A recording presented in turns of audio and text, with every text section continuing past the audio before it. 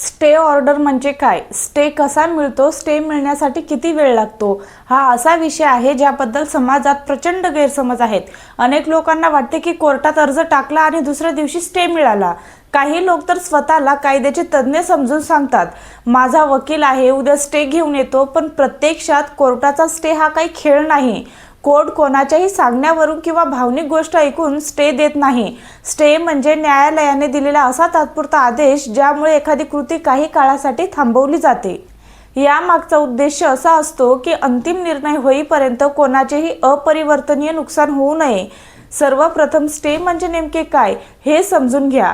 समजा एखादी जमीन दुसऱ्या मालकीची आहे आणि दुसरी व्यक्ती ती जमीन बळकावण्याचा प्रयत्न करत आहे. तुम्ही कोर्टात दावा दाखल करता. कोर्टाला जर वाटले की अंतिम निर्णय येईपर्यंत दुसऱ्या व्यक्तीने बांधकाम केले, विक्री केली किंवा ताबा घेतला तर मोठे नुकसान होऊ शकते, तर कोर्ट तात्पुरता स्टे देऊ शकते. म्हणजे पुढील आदेश येईपर्यंत संबंधित कृती थांबवली जाते. आजकाल लोकांच्या तोंडी एक वाक्य नेहमी ऐकायला मिळते, मी कोर्टातून स्टे आणला आहे. पण अनेक वेळा त्या व्यक्तीकडे प्रत्यक्षात स्टे नसतो. कोर्टाने फक्त नोटीस दिलेली असते. नोटीस आणि स्टे यामध्ये जमीन आसमानाचा फरक आहे. नोटीस म्हणजे समोरील पक्षाला आपली बाजू मांडण्याची संधी आणि स्टे म्हणजे कोर्टाचा थेट आदेश. त्यामुळे सर्वप्रथम आदेशाची प्रत तपासली पाहिजे. आता प्रश्न येतो की कोर्ट स्टे देताना काय पाहते? फक्त अर्ज दिला म्हणून स्टे मिळत नाही. न्यायालय 3 अत्यंत महत्त्वाच्या गोष्टी तपासते. पहिली गोष्ट म्हणजे प्रायमा फेशिया केस. साध्या भाषेत सांगायचे तर तुमच्या दाव्यामध्ये प्रथम दर्शनी तथ्य दिसले पाहिजे. कोर्टाला वाटले पाहिजे की तुमचा दावा पूर्णपणे खोटा किंवा निराधार नाही. आणि दुसरी म्हणजे बॅलन्स ऑफ कन्व्हिनियन्स. कोर्ट पाहते की स्टे दिला तर कोणाला कमी त्रास होईल आणि स्टे न दिला तर कोणाला जास्त नुकसान होईल. तिसरी आणि सर्वात महत्त्वाची गोष्ट म्हणजे इरपिरेबल लॉस, म्हणजे असे नुकसान जे नंतर पैशाने किंवा इतर मार्गाने भरून निघू शकणार नाही. समजा तुमच्या वडिलोपार्जित जमिनीवर दुसरी व्यक्ती अचानक बांधकाम सुरू करते.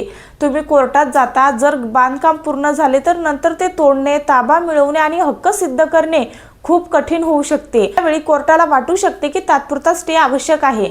पण जर वाद फक्त पैशाचा असेल आणि नंतर नुकसान भरपाई देता येणार असेल तर कोर्ट स्टे देण्याबाबत अधिक सावध राहते. अनेक लोक विचारतात की स्टे मिळण्यासाठी किती वेळ लागतो? याचे एकच उत्तर आहे, परिस्थितीनुसार वेळ बदलतो.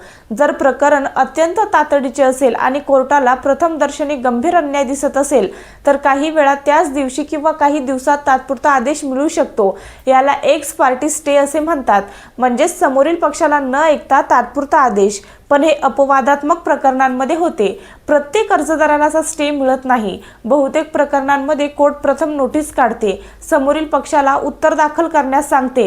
त्यानंतर दोन्ही बाजूंचा युक्तिवाद ऐकून आदेश दिला जातो. यासाठी काही आठवडे किंवा काही महिने लागू शकतात. त्यामुळे स्टे उद्या मिळणारच असे कोणी सांगत असेल तर त्याकडे सावधपणे पहा. आज महाराष्ट्रात जमिनीच्या वादांमध्ये सर्वाधिक गैरसमज स्टेबाबतच आहे. अनेक लोक कोर्टात दावा दाखल झाला की समजतात की आता व्यवहार थांबला, पण वास्तविकता अशी नाही. कोर्टाचा स्पष्ट स्टे ऑर्डर असेल तर संबंधित कृती थांबते. फक्त दावा दाखल केल्याने किंवा अर्ज दिल्याने कोणताही स्वयंचलित स्टे लागू होत नाही. आता एक महत्त्वाचा प्रश्न, स्टे मिळाला म्हणजे केस जिंकली का? तर अजिबात नाही. स्टे हा फक्त तात्पुरता आदेश असतो, अंतिम निर्णय नाही. अनेक लोक स्टे मिळाल्यानंतर गावात सांगतात की केस जिंकली, पण काही वर्षांनी अंतिम निकाल त्यांच्या विरोधात लागतो. त्यामुळे स्टे म्हणजे विजय नाही, तो फक्त स्थिती कायम ठेवण्याचा तात्पुरता उपाय आहे. अनेक वेळा महसूल प्रकरणांमध्ये देखील स्टे घेतला जातो.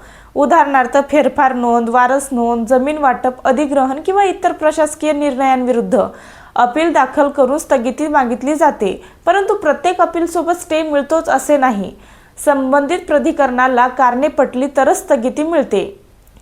काही लोक जाणून बुजून स्टेचा गैरवापर करतात.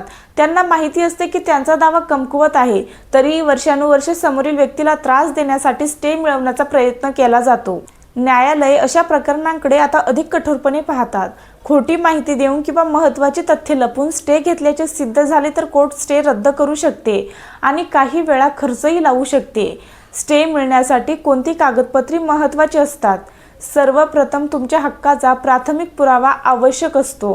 जमीन वाद असेल तर 7/12, फेरफार, खरेदी खत, वारस दाखला, नकाशे, कर पावत्या आणि इतर कागदपत्रे. त्याशिवाय तातडीचे नुकसान होणार असल्याचे पुरावे आवश्यक असतात. फक्त मला भीती वाटते असे सांगून स्टे मिळत नाही. कोर्टाला वस्तुनिष्ठ आधार हवा असतो. समजा कुणीतरी तुमच्या जमिनीवर जेसीबी घेऊन आला आणि कुंपण तोडत आहे. अशा वेळी फोटो, व्हिडिओ, पंचनामा, पोलीस तक्रार यासारखे पुरावे कोर्टासमोर मांडले तर तुमचा दावा अधिक मजबूत होऊ शकतो. कोर्टाला प्रत्यक्ष धोका दिसला पाहिजे. एक महत्त्वाची गोष्ट लक्षात ठेवा, स्टे मिळाल्यानंतर तो आदेश नीट समजून घेतला पाहिजे. अनेक लोकांना वाटते की स्टे मिळाला म्हणजे समोरील पक्ष काहीच करू शकत नाही, पण आदेशात नेमके काय लिहिले आहे महत्त्वाचे असते. काही वेळा ताबा बदलण्यावर असतो, त्यामुळे आदेशातील प्रत्येक शब्द महत्त्वाचा असतो. जर स्टेचे उल्लंघन झाले तर काय, हा प्रश्नही खूप विचारला जातो. कोर्टाचा आदेश मोडणे गंभीर बाब आहे. संबंधित व्यक्तीविरुद्ध न्यायालयीन कारवाई होऊ शकते. काही परिस्थितीत बांधकाम हटविण्याचे आदेश दिले जाऊ शकतात. त्यामुळे कोर्टाच्या आदेशाकडे दुर्लक्ष करणे धोकादायक ठरू शकते. आता वास्तव आहे का, अनेक लोक वर्षानुवर्ष स्टेवर जगतात. त्यांना वाटते की स्टे मिळाला म्हणजे सर्व संपले, पण केसचा अंतिम निकाल न लागेपर्यंत खरी लढाई संपत नाही. स्टे हा फक्त पहिला टप्पा आहे. अंतिम पुरावे, साक्षीदार, युक्तिवाद आणि न्यायालयाचा अंतिम निर्णय यावरच खरा निकाल अवलंबून असतो. कायद्याच्या जगात एक गोष्ट कायम लक्षात ठेवा, कोर्ट भावनांवर नाही तर पुराव्यांवर चालते. तुमच्यावर अन्याय झाला असेल असे वाटणे पुरेसे नाही. तो अन्याय कागदपत्रे, पुरावे आणि कायदेशीर आधाराने दाखवावे लागतात. तेव्हा कुठे कोर्ट स्टे देण्याचा विचार करते. म्हणूनच या विषयाचा सारांश अगदी स्पष्ट आहे. स्टे ऑर्डर म्हणजे एखादी कृती तात्पुरती थांबण्याचा न्यायालयीन आदेश. अर्ज दिला म्हणजे स्टे मिळत नाही. प्रथमदर्शनी मजबूत दावा, सोयीचा समतोल आणि अपरिवर्तनीय नुकसान होण्याची शक्यता सिद्ध करावी लागते. काही तातडीच्या प्रकरणांमध्ये त्याच दिवशी किंवा त्याच दिवसात स्टे मिळू शकतो, तर इतर प्रकरणांमध्ये काही आठवडे किंवा महिने लागू शकतात. स्टे मिळाला म्हणजे केस जिंकली असे होत नाही. तो फक्त अंतिम निर्णय येईपर्यंत परिस्थिती कायम ठेवण्यासाठी दिलेला तात्पुरता संरक्षणात्मक आदेश असतो. त्यामुळे स्टेच्या नावावर अफवा, गैरसमज आणि खोट्या आश्वासनांवर विश्वास ठेवू नका. कोर्टाचा लिखित आदेश वाचा, त्याचा अर्थ समजून घ्या आणि कायदेशीर लढाईची तयारी पूर्ण पुराव्यांसह करा. कारण न्यायालयात केवळ दावा नव्हे तर पुराव्यांची ताकदच शेवटी विजय ठरवते. जय हिंद.